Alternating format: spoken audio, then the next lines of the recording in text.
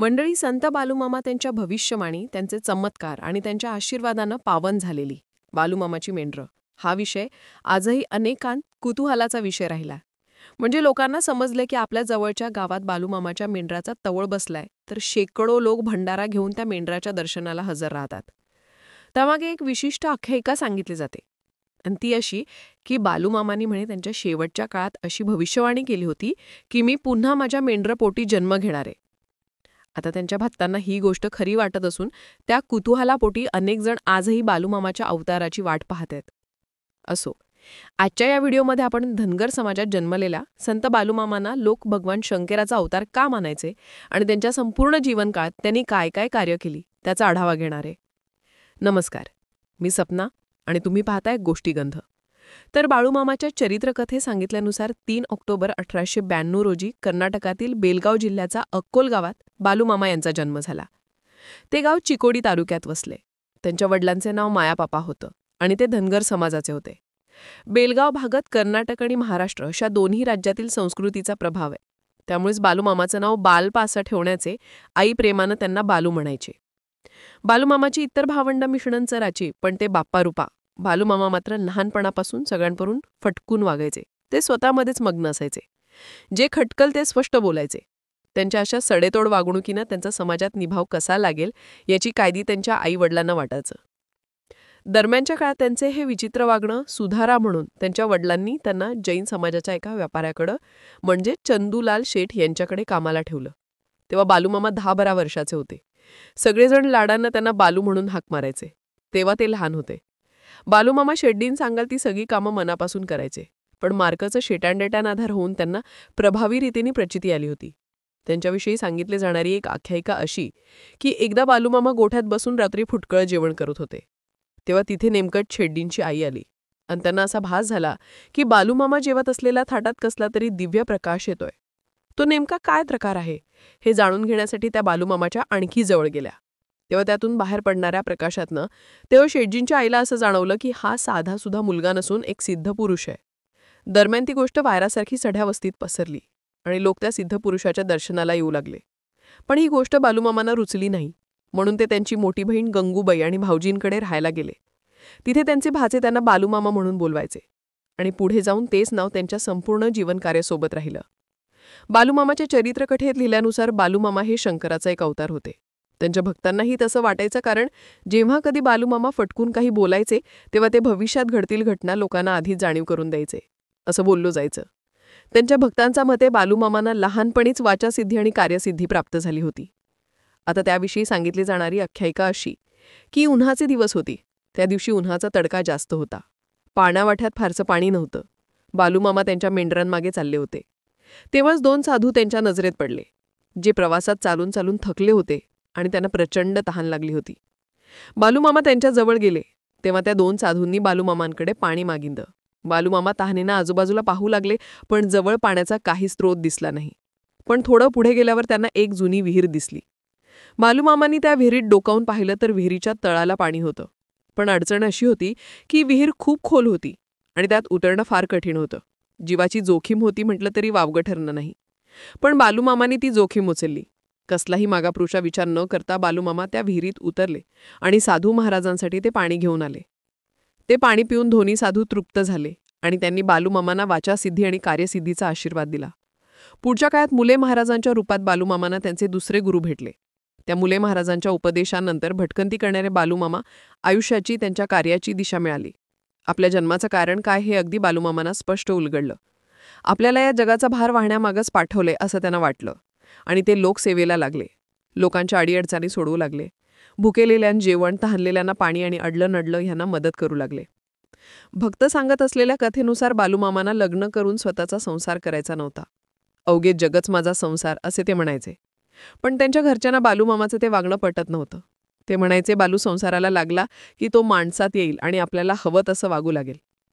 बालूमामांच्या वडिलांना वाटायचं बालू सर्वसाधारण माणसासारखं आयुष्य जगावं, म्हणून त्यांनी त्यांची बहीण गंगूबाईच्या मुलीशी म्हणजेच सत्यवती नावाच्या मुलीशी बालूमामाचं लग्न ठरवलं. पण असं म्हणतात की बालूमामांना त्यांच्या लग्नाच्या आधीच एका गोष्टीची जाणीव झालेली की सत्यवताशी लग्न झालं तर तिच्या वडिलांचा जीवाला धोका पडेल. पण खूप सांगूनही बालूमामांचं मन त्यांच्या घरच्यांनी ऐकलं नाही. सर्वांनी म्हणून त्यांचे लग्न लावून दिलं. पण बालूमामांनी सांगितल्याप्रमाणेच घडलं. लग्नानंतर सत्यवताचे वडील वारले. तेव्हा बालूमामांनी सत्यवताच्या घराची सगळी जबाबदारी स्वतः स्वीकारली. धनगर असल्यामुळे बालूमामाचा पिझ्झार्जा व्यवसाय हा शेण्या मेंढा राखण्याचा होता. त्यानुसार ते शेण्या मेंढ्यांना घेऊन गावोगावी हिंडायचे. शेण्यांसोबत माररानात बनून राहायचे. भक्त सांगत असलेल्या आख्यायिकेनुसार बालूमामाचा पंचमहाभूतावर सत्ता होती. निसर्ग त्यांच्या हाकेला ओ द्यायचा. एकदा गावात दुष्काळ पडला होता. माणसं आणि जनावरं पाण्यासाठी वनवन करत होती. तेव्हा अनेक लोक भाबडी आशा घेऊन बालूमामांकडे आले. त्यानंतर म्हणे बालूमामांनी त्यांच्या खांद्यावरचं कांबळ हवेत भिरकावून आकाशात काळी ढग जमा केले होते. त्यानंतर गावात खूप पाऊस पडला आणि गावचा दुष्काळ मिटला. त्यांच्या सिद्धीनं त्यांनी अनेकांचं भलं केलं असं, अनेकांना न्याय मिळवून दिले असं बोललं जातं. त्यामुळे संपूर्ण महाराष्ट्र आणि कर्नाटकमध्ये बालूमामाची ख्याती पसरली होती.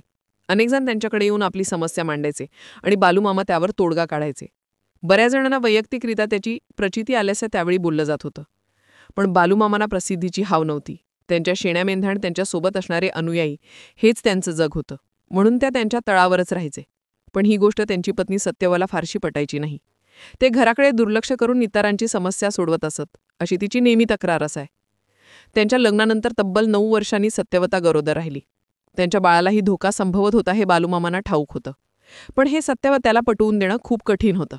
तरीही बालूमामांनी तिला काळजी घ्यायला सांगितली होती. पण सत्यवत्याने बालूमामाचं ऐकलं नाही. त्यामुळे तिला आपलं मूल गमवावं लागलं. तेव्हापासून बालूमामांनी घरदार सोडलं आणि ते त्यांच्या तळावरच राहू लागले.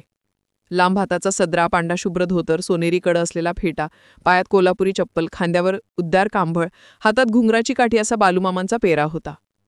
कोणत्याही माणसानं कधी दुःखात राहू नये असं त्यांना नेहमी वाटायचं.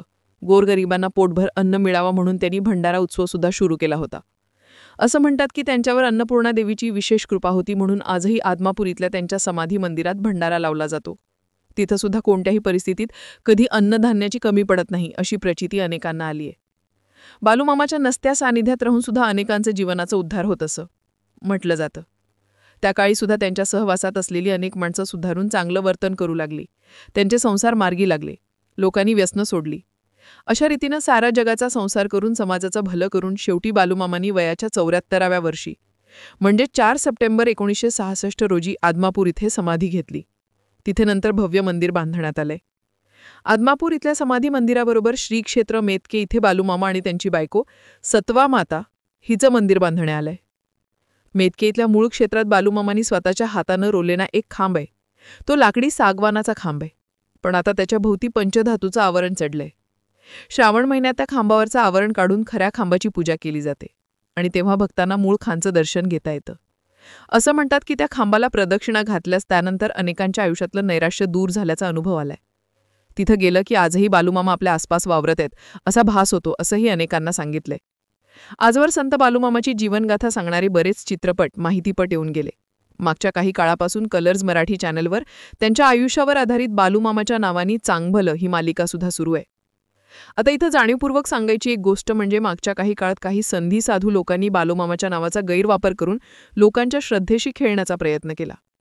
वेगवेगळे दावे करून आम्ही बालूमामाचे वंशज आहोत असं खोटं नाटं सांगून त्या लोकांना बालूमामाच्या भक्तांची दिशाभूलही करण्याचा प्रयत्न केला. तसा खोटा दावा करणाऱ्या लोकांचं एक नाव होतं मनोहर भोसले. माध्यमातून सारतो मनोहर भोसले नावाचा इसम स्वतःला बालूमामाचा वंशज किंवा नात असल्याचं सांगून लोकांना लबाडाचे धंदे करायचा आणि त्यांच्याकडून पैशाची मागणी करायचा. पण नंतर जेव्हा या प्रकरणी आदमापूर येथील बालूमामा ट्रस्टचे पदाधिकारी आवाज उठवून सविस्तर पोलीस कंप्लेंट केली तेव्हा ही गोष्ट समोर आली की मनोहर भोसले नावाचा माणूस जो बालूमामांसारखे कपडे घालून स्वतःला मामाचा वंशज असल्याचा दावा करतोय तो खोटा आहे. त्याबद्दल स्पष्टीकरण देताना ट्रस्टच्या माणसांनी मीडियाला सांगितलं होतं की बालूमामाचा कोणताही वंशज आज मी तिला हयात नाही. बालूमामांना मुलं बाळं नव्हतं. त्यांनी अवघ्या जगालाच आपला संसार मानला म्हणून ते त्यांच्या वैयक्तिक संसारात कधीही गुरपटले नाहीत. त्यानंतर मग मनोहर भोसलेच्या विरोधात पोलीस कारवाई करण्यात आल्याचं समजतं. खरं तर विचार करण्यासारखी गोष्ट आहे.